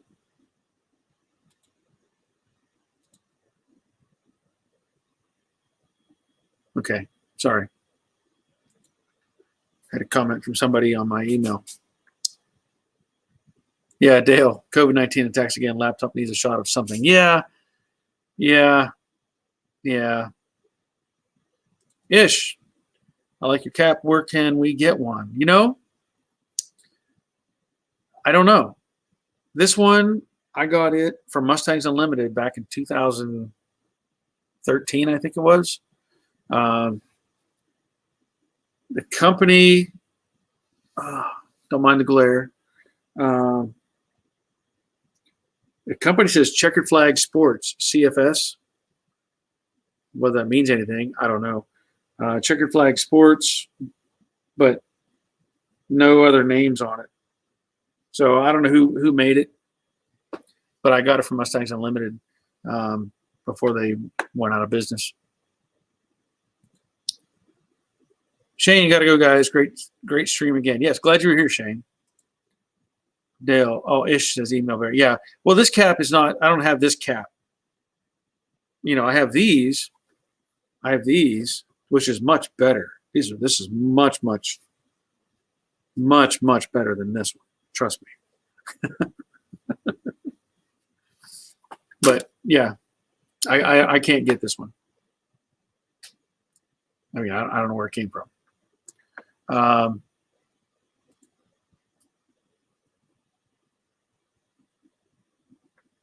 Let me see where we're at. Okay, Greg's talking to Mason, putting up some sort of a flag, I guess flag plate. Okay, so he's talking back and forth. Okay, well, this has been great. Oh, Robert, I'm testing to see if the better half is watching in our office. I bought another Mustang. We'll find out shortly, won't we? We'll figure out shortly if she's been watching the other live stream. Yeah.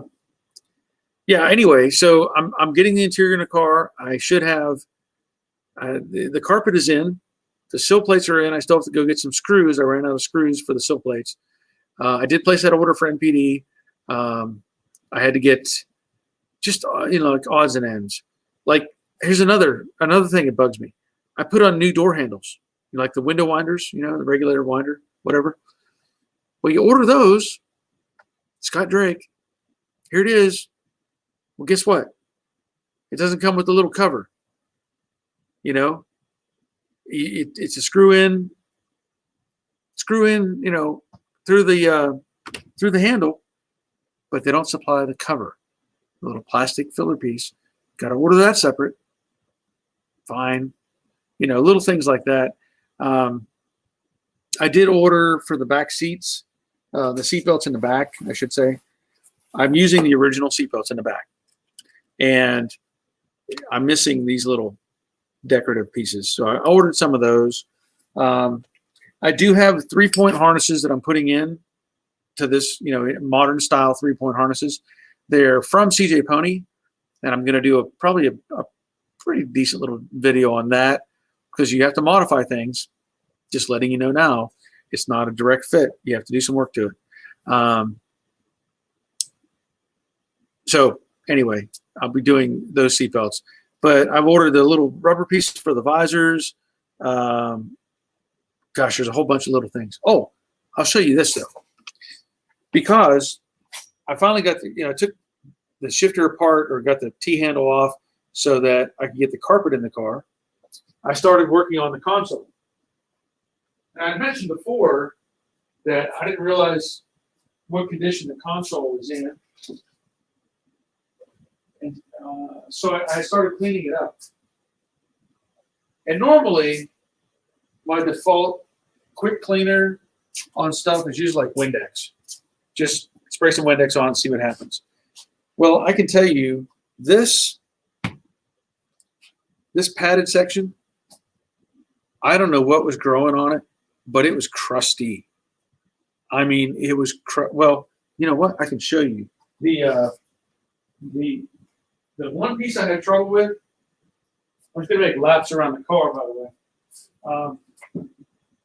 The one thing I'm gonna have problems with, I don't even like touching this, is this piece. This piece is messed up. It's separated. And I don't know if I can get this to come back up, because there's a stress on it, and I don't know that I can get this. This is going to bug me. I did find a place you could send this to get rebuilt, but my point at this point in time is this stuff here is like gummy, waxy junk. It's all over this thing. Now, what is it? I don't know. But it's just nasty. So that's how this piece looked. And you look at it now. Check that out. Now, I'll say this. I masked this off and I sprayed it, and I used the wrong paint. I sprayed it with semi-gloss, and I should have used a satin. I think it's too shiny. I don't think it should be shiny. I think it should be a satin finish. So I may retape this and respray it. But point being, look how clean this thing is. It's in great shape. What did I use? Well, the Windex wasn't working. Simple Green wasn't working. Some of this stuff, I think they sell it at like the dollar store or something, or Big Lots or something like that. Awesome. Totally awesome concentrated cleaner, degreaser, spot remover. Supposed to be good for whatever. But give this a shot. If you're having trouble cleaning something, give that a shot. This, I was surprised. I sprayed it on there, and I could almost see stuff breaking loose. Took a paper towel, scrubbed on it, and look at that. I'm very, very happy with that product. So that's my little late show endorsement. Now I'm going to retape that and spray that with a satin. I don't want that reflective semi-gloss. So I'll be doing a satin on it. Let's see. Terry saying, Barry, a little Geo. A little Geo? I'm not sure what that's about, Terry. Geo? Like a Geo Metro?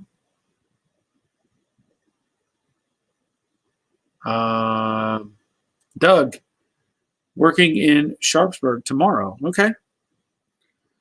That's 15, 20 miles from here. CFS still in business, but that hat might not be there anymore. Yeah, probably not. Probably not.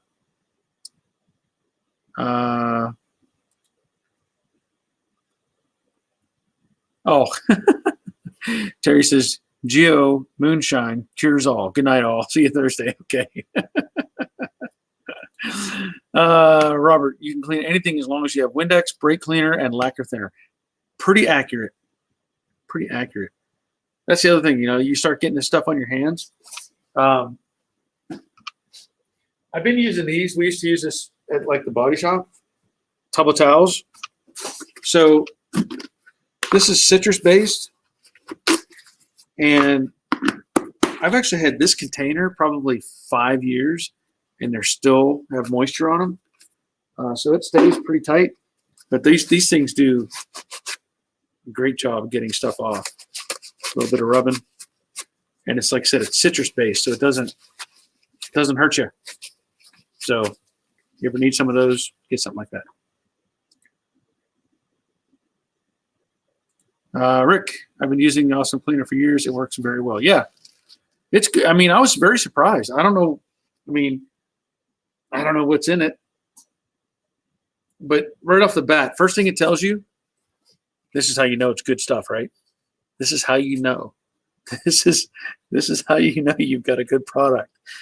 When the first thing it tells you is it removes blood stains. That, my friends, is good to know. First thing, removes blood stains. Grease, wine, liquor, gum, oil, glue, coffee, pet stains, some inks, not all inks, but just some, you have to take a chance. Fresh paint, what? Varnish, hair dye, food stains, grape juice, berry juice, and many more. Keep out of reach of children. For use in carpet cleaning machines, do not use concentrated on glass. Do not use on leather. I never read any of that before. But the blood stain thing, that's cool. That's good to know. Good information. Good information. Roger, I got a gallon of awesome concentrated Ollie's bargain outlet for $4.99. I just looked. It does work great. So Ollie's has it, or did have it. I mean, I don't know if they, if they do or don't have it. Bob, CFS does have that hat. Item E75140. Good job, Bob. Good job. That's interesting. That is interesting to know. I should write that down. E75140.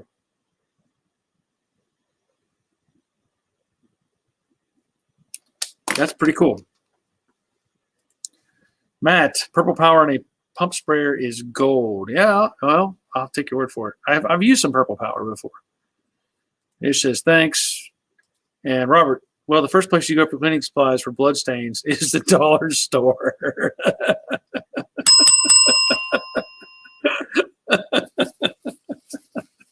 Oh, that makes more sense than you know. Okay. Well, this has been fun. We've actually had a pretty good evening, I think. Great turnout. Had a lot of stuff to talk about. The Wi-Fi only screwed up a couple times. I've got a couple emails I need to address and answer. But, good times. I will be, I don't know what video will be next. I don't know yet. I will be putting something together. And again, there will be two versions. One for YouTube, one for Patreon. So just keep that in mind. There will be some other videos I'm going to work on. One of the things I need to fix, my son has a 2006 or 7 Mazda 3. You've probably seen a video on it. I did a brake job on that car years ago. Actually, one of my better videos, or better performing videos. But he has bought himself another car and said, here, you can have this car back. And if you want to sell it or whatever, go ahead. I've come to realize, well, it has a P2009, I think is the error code on it. And it has something to do with a variable valve, something on the intake. I need to fix that. And I realized driving it that there's something wrong with the front end. And he's always had, at some point, some girl backed into his car on the right wheel. And maybe we didn't realize it actually pushed it in and caused some symmetry problems. So anyway, I'm going to be working on that car and getting it ready to resell. People need cars. I don't need multiple cars sitting around, so I'll probably get that together and get it out the door. So just something else to keep in mind. Dale, hit thumbs up as you leave. Yes. Definitely. Rick Stevenson. Hope that everyone has a great week. Yes, I agree. Okay, so we'll be back on Thursday at 3, as long as everything goes well. I have an appointment Thursday morning. I have to go get a hearing test, but hopefully all that goes well, no problem. And I'll be back and we'll be able to continue on doing this again. But it was great having everybody here, and there's more to come. But until next time, take care of yourselves. Take care of yourselves and your families. Stay healthy. See ya.